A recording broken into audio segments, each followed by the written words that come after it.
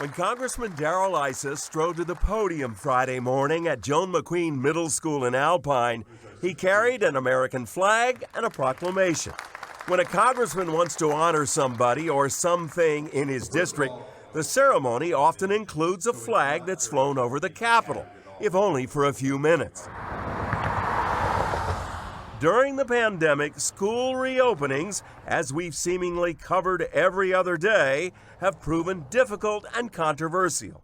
By all accounts, count the Alpine Union School District, 5 schools, a middle school and 4 elementary, a success story.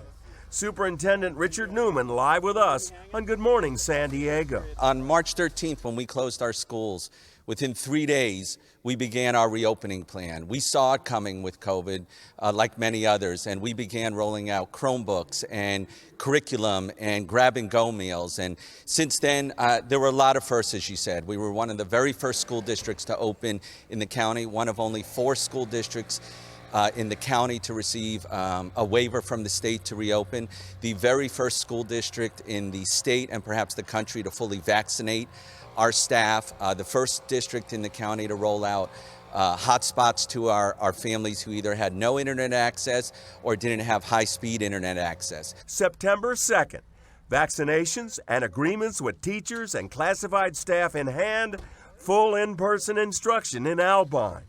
With a nod to this being a much smaller district than obviously a district as large as San Diego Unified, of which the congressman is very critical, Issa says the foresight here, the whole of the community approach, is something every district could learn from. When there was a short break when COVID first broke out, everyone understood. But when September, October, November, December went on, and we continued to see kids not returning, we asked, why is it that around the country and right here in Alpine, kids were back getting, with social distancing, getting direct education with their teachers and the kind of support they need and the kind of activities they need. Speaking of community, as you can see, the community was involved in the recognition.